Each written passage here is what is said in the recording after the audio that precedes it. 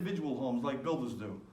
So that's why what happens oftentimes, and we've got to prevent this, a buyer agent will actually come into your home, they'll open up the closet and they say, I think this is the family room. We can't afford for that to happen because they lose all of the influence on their client. See how forensically I've thought this all out? This is 30 years of doing this. Okay, now, in terms of so if we decide to work together, and obviously you're going to talk a lot faster than this is a joke, but if we decide to work together tonight, and if I have the high privilege of representing you and you give me the green light, would you folks be willing to put together a showing strategy on what the agent should say in every room of the house that I can email to them before showings? Would you help me develop that? Sure. What percentage of agents are even doing that? None. That's why they don't have the confidence that it's impossible not to get the listing. So they won't invest in postcards. They won't do direct mail. They won't go door to door when neighbors know best. Home staging, you have ideas in that, real living service, and then you've got to come up with customized additions. But I want to move on. Okay, now, real living, real answers. I was speaking to Chad, Holly, and Stacy last night and talking about, along with Rosalie, and forgive me, I forget your name. Lauren. Lauren, I'm so sorry, Lauren. It's okay. We're talking about this client I had in Connecticut before I came with HSF. I did consulting for a number of companies, and one of the brokers there, her name is Julie Vanderbloom, and her team, they're going to do 6 million GCI this year. And everything I did here, I created first for her and my other clients, 4 clients. First team in California, Ray Mesa down in Florida. And so, for example, so now a real living company is looking to her to join up forces with her, and they asked her to bring her P&L, and it was almost 6 million GCI, Frank and John in Connecticut. And she didn't know I had moved on to, I'd done all this for real living, and they said, well, how do you get most of your commissions? And she goes, well, probably about 60% is because of the brochures. Now, she went crazy when she saw that I have done these, that I did for her. She had little scraggly things, because she doesn't have a Fortune 500 graphic people. But like Neighbors Know Best, for example, when I had my brokers, I had one of my agents come to me and said, Allan, I can't get a home sold across the railroad tracks on Arch Street in Ramsey, New Jersey.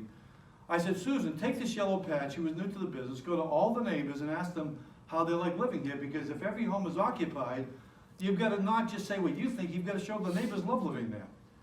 So this is like almost 30 years ago. She came back and I gave it a name. I've had this URL for 25 years now.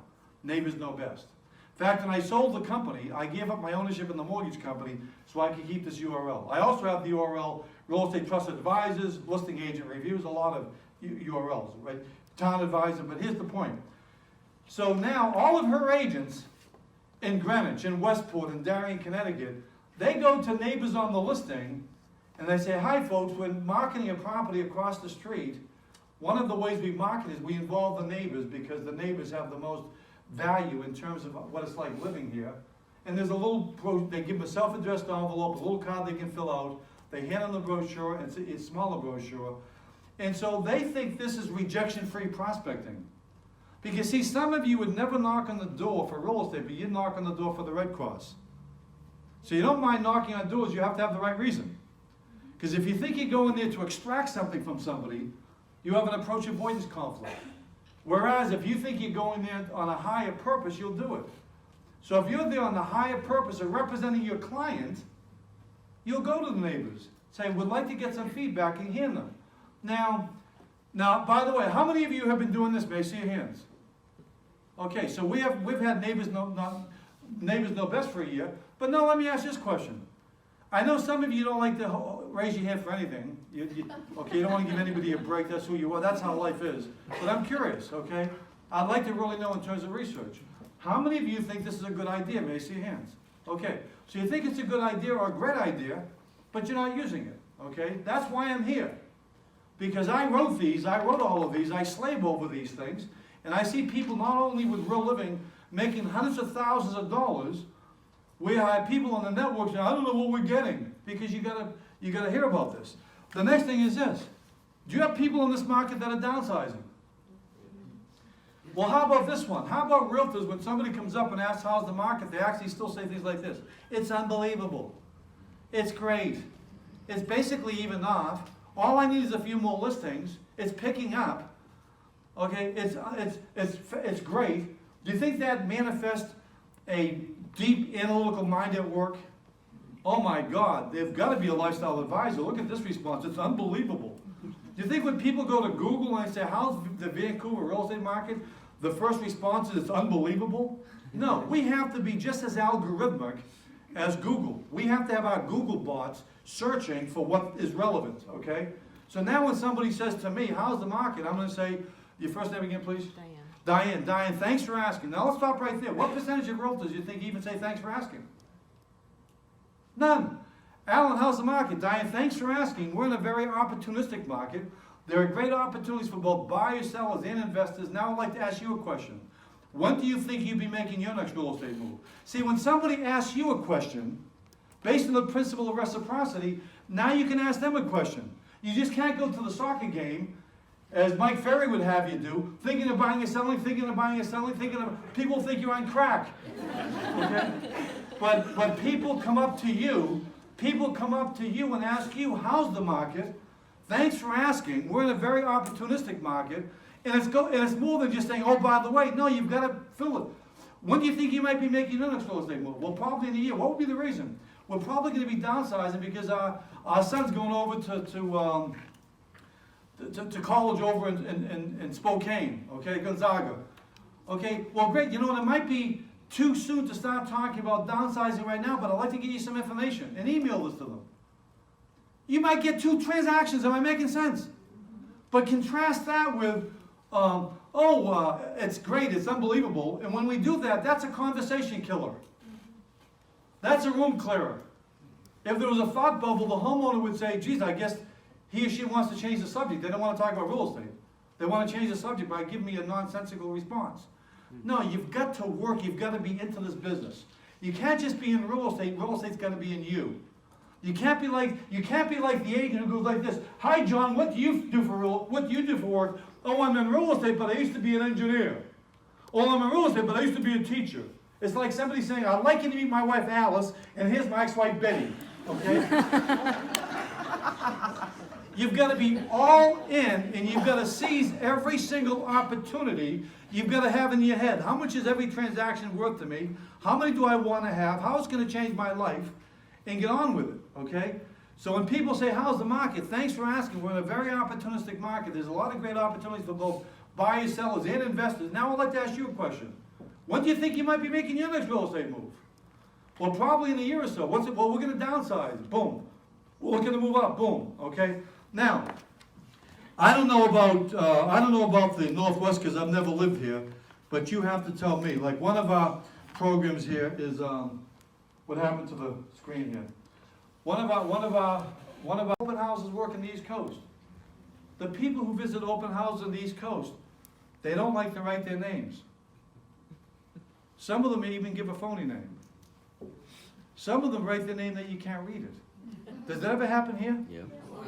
Now, if somebody doesn't give their name or they write a phony name, you're basically eliminating the opportunity they can ever work with you.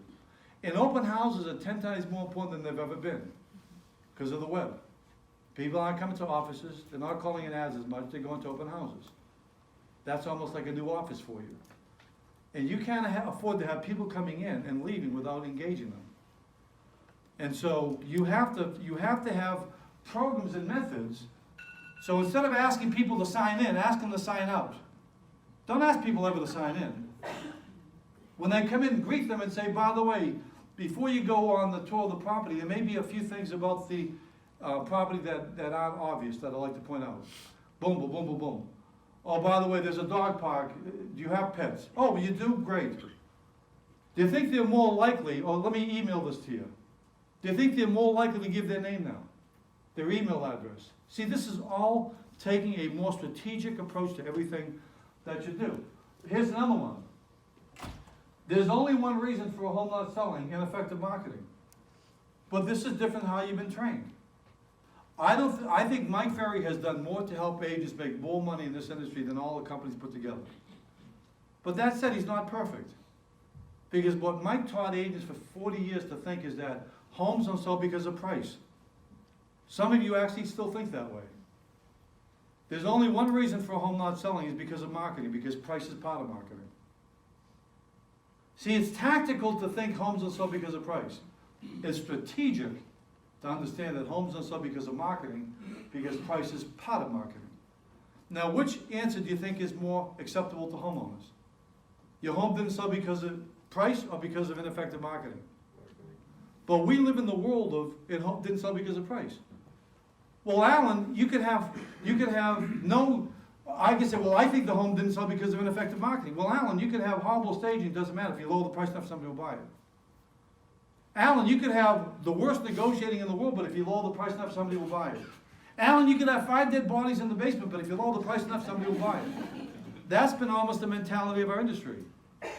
And therefore, you can't be prodigious calling people on the phone to get appointments with expireds. And how many of you think that you're going to have more expireds in the next 2 years than the last 2 years? I think you are. And so with this program here, there's only one reason for home not selling, ineffective marketing. That's the #1 expired listing tool in the history of the industry. Because it explains in greater sophistication why homes don't sell. It includes price, but it includes everything else. And then you can call homeowners and say, hi, this is Allan Dalton, I'm calling from Real Living. I see that I can't show your property anymore through the MLS. Do you still want to get your home sold? Well, I don't know. Well, I specialize in representing homes that haven't sold that we feel should sell. Are you still open-minded about different marketing ideas? Great. I'd like to come over and show you how we can upgrade the marketing. See, but you don't talk that way because you would never say to a person, has anybody told you why your home didn't sell? Because if you think it's price, you don't want to embarrass them. But if you believe homes don't sell because of marketing, because price is because you can think either way. If you think homes don't sell because of marketing, because price is part of marketing, you're out for the races. Has anybody told you why your home didn't sell? Well, there's only one reason, ineffective marketing. They love that because they don't think they're responsible for the marketing. They think they're part of the response for the price. I'd like to come over and show you we can upgrade the marketing. And this brochure will help you do that. So you've got to ask yourself this question. As part of your business plan, how many homes are you going after? What's your strategy for expireds? Because I don't care who in the world was here. We have the most effective way to go after expired listings than any real estate brokerage in the history of the real estate business. But you may not be aware of it. That's why I'm here. And I hope I'm not coming across as pompous, but how many of you think it's a better approach to say to people, there's only one reason a home didn't sell, ineffective marketing? May I see your hands? Okay. Would you agree with me? That's not how the industry thinks. The industry has a low bar. The next thing here. Okay, now, the luxury lifestyle division. Steve Jobs, none of this thinking has anything to do with me, by the way. If you criticize any of this thinking, you're criticizing Steve Jobs, Shakespeare, Confucius, and the Dean of Stanford, and you're not criticizing me. This is all their thinking. I'm just a vessel for them. So this is Steve Jobs' idea for us. Instead of saying that we're Sotheby's, I was the president of a Sotheby's company. You know Charlie Obler? I was president of his company. I was the president of a Sotheby's company. Sotheby's goes after the high end. Would you agree that a lot of people on the high end like that brand? But that's segmentation. The challenge is a lot of people think it doesn't relate to the rest of the world. Real living relates to everybody, but we've got to change the paradigm. Every single luxury approach has been about the property. Previews, unique homes, elegant homes, homes of distinction, preferred properties. We're the first brand in the history of the universe to tie luxury to lifestyle. Now everybody going after luxury mentions the word lifestyle, but we're talking about owning something, nomenclature. So now we have the Real Living Luxury Lifestyle division. Here's my thinking on this. I think somebody that owns a $450,000 property, 2,000 square foot on a half an acre somewhere in the environment, that would cost $2 million in Laguna Beach, or Newport Beach, or Santa Monica, I think they believe they're living a luxury lifestyle. Would you agree with me? Yeah. But our industry doesn't feel that way. Because we've all been trained for the last 100 years to do everything we can to try to convince homeowners their homes aren't as nice as they think. That's been our lousy attitude as an industry. as opposed to celebrating and uplifting people without increasing pricing one penny. So now, I designed this program along with Wendy and Marie that it basically goes after homes from $200,000 to $1 million, desegmentation, that you can call a home that sold for, that was on the market for $500,000 that didn't sell and say, hi, I'm calling from the Real Living Luxury Lifestyle Division. That's if you're into marketing. I could take the two men off that movie, The Tin Men, who sold aluminum siding, put them on a phone, and then get every appointment in town. Because people would like to hear somebody think and say that their home is being defined as a luxury lifestyle. But previews won't do that. Sotheby's won't do that. Berkshire Hathaway's not going to do that. Home Services, thank you very much. Okay, with the international collection. Okay, by a show of hands, how many of you like this idea, Macy Ann? That's great. Just keep your applause down.